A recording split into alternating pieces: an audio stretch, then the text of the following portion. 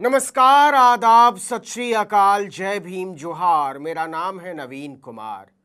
कौन कहता है कि हिंदू आतंकवादी नहीं होते? होते हैं, और बिल्कुल होते हैं।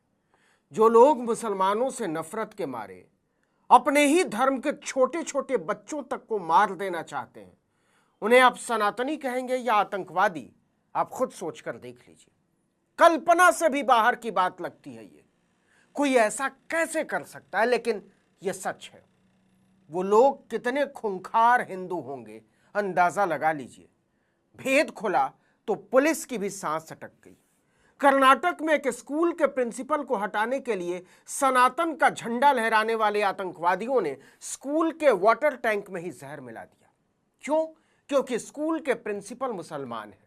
पुलिस पहले तो इसे गंदे पानी से फैली बीमारी का मामला मानकर चल रही थी, लेकिन जब उसने तफसील से जांच शुरू की तो उसके पैरों तले की जमीन खिसक गई, क्योंकि श्रीराम सेना के सनातनी आतंकवादियों ने पीने के पानी में जहर मिलाकर सैकड़ों बच्चों की हत्या की साजिश रची थी। मामला कर्नाटक के बेलगावी जिले का है। पुलिस ने बताया कि जिले के एक सरकारी स्कूल के मुस्लिम प्रधानाध्यापक को हटाने के लिए स्कूल के पीने के पानी के टैंक में ही जहर मिला दिया गया। इसे लेकर भाजपा समर्थक हिंदू दक्षिणपंथी समूह के एक नेता समेत 3 लोगों को गिरफ्तार किया गया। इसका पता तब चला जब बेलगावी के हुल्लीकट्टी गांव स्थित कन्नड़ माध्यम के एक सरकारी स्कूल में कम से कम 11 छात्र 20 जुलाई को बीमार पड़ गए।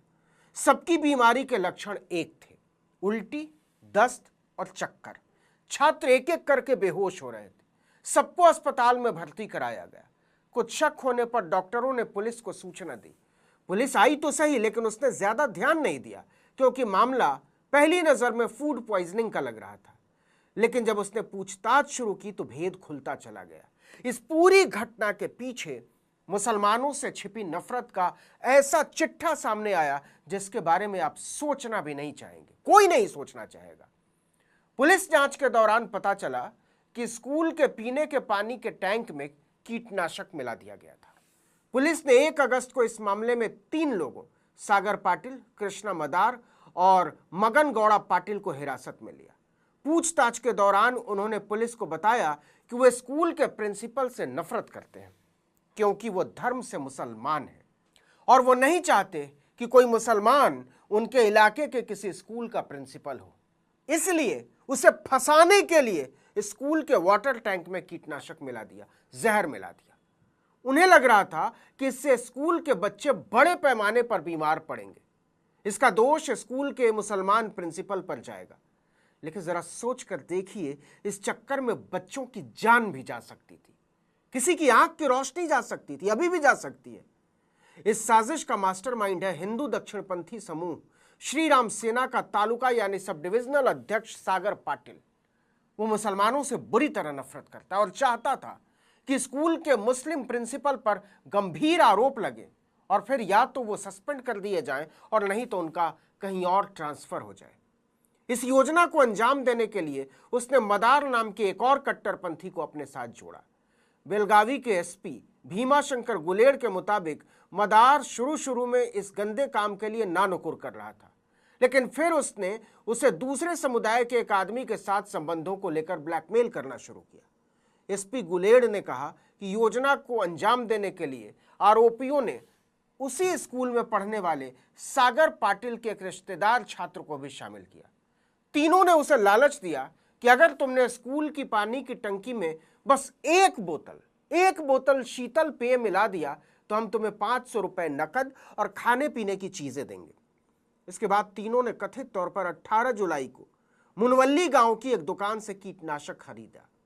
एसपी ने कहा छात्र कीटनाशक पदार्थ की पहचान न कर सके, इसलिए आरोपियों ने उसे प्लास्टिक की शीतल पेय की बोतल में डाल दिया। इसके बाद तीनों दूर से देखने लगे कि छात्र उनका काम कर रहा है या नहीं। छात्र ने पैसे के लालच में कहिए या डर के मारे शीतल पेय की बोतल में बंद जहर को पानी की टंकी में मिला दिया। टंकी के पानी में मिलाने के बाद लड़के ने बोतल को पास में ही फेंक दिया।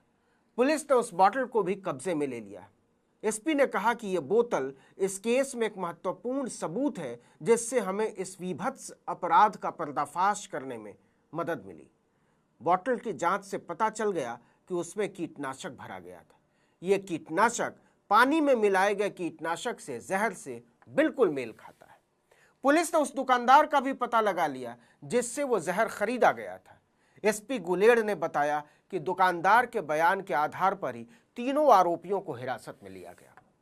पूछताछ के दौरान पहले तो वो इनकार करते रहे, इनकार ही नहीं करते रहे, पुलिस को धमकाते भी रहे कि हिंदुओं को सताने का अंजाम अच्छा नहीं होगा।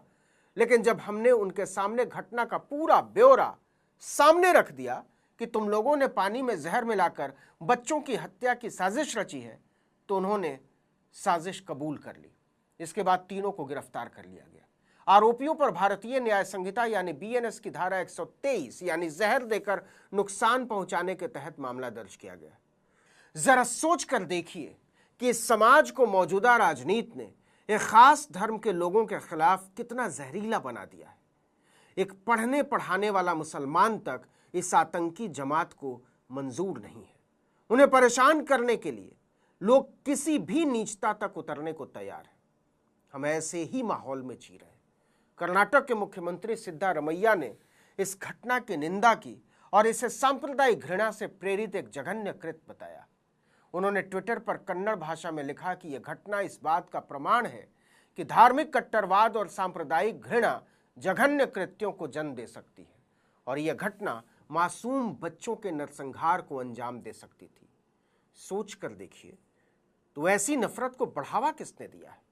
आपकी समझ में आएगा कि खुद प्रधानमंत्री नरेंद्र मोदी नफरत की इस राजनीति का नेतृत्व कर रहे हैं, जब वो चुनाव में सरेआम झूठ बोलते हैं कि मुसलमान आपको कहीं का नहीं छोड़ेंगे, आपका मंगलसूत्र तक नहीं बचने देंगे। एक प्रधानमंत्री सरेआम मुसलमानों को घुसपैठिया बताता है। उन्होंने कांग्रेस का नाम लेकर कहा था कि देश के संसाधनों पर पहला अधिकार मुसलमानों का है। वो आपकी सारी संपत्ति इकट्ठा करेंगे और इसे उन लोगों में बांट देंगे जिनके ज्यादा बच्चे हैं, घुसपैठियों को, कि आपकी मेहनत की कमाई घुसपैठियों को दी जानी चाहिए। ये कांग्रेस का मैनिफेस्टो कह रहा है कि वो माताओं बहनों का सोने का हिसाब करेंगे, उसकी जड़ती करेंगे, जानकारी लेंगे और फिर उस संपत्ति को बांट देंगे और उनको बांटेंगे जिनको मनमोहन सिंह जी की सरकार ने कहा था कि संपत्ति पर पहला अधिकार मुसलमानों का है। वहीं योगी आदित्यनाथ कहते हैं कि हमने फैसला किया है अगर वो एक हिंदू लड़की का धर्म परिवर्तन करवाते हैं तो हम 100 मुस्लिम लड़कियों का धर्म परिवर्तन करवाएंगे। असम के मुख्यमंत्री हिमंता बिस्वा शर्मा कहते हैं कि देश के हर कोने में जहां बाबर बसे हैं उन्हें ढूंढ ढूंढ कर लात मारकर देश से भगाया जाएगा। तो जहां प्रधानमंत्री से लेकर राज्यों के मुख्यमंत्री तक संविधान की कसम खाकर खुलेआम नफरत के नारे उछालते हो, वहां अगर 3 आतंकियों ने स्कूल के पानी की टंकी में जहर ही मिला दिया तो क्या हो गया? आपको क्या लगता है यह सिलसिला यहीं खत्म हो जाएगा? सवाल ही नहीं उठता।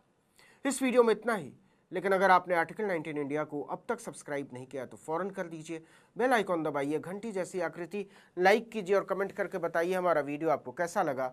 हमारा ट्विटर हैंडल है आर्टिकल 19_इंडिया और मेरा ट्विटर हैंडल है नवीन जर्नलिस्ट। नमस्कार।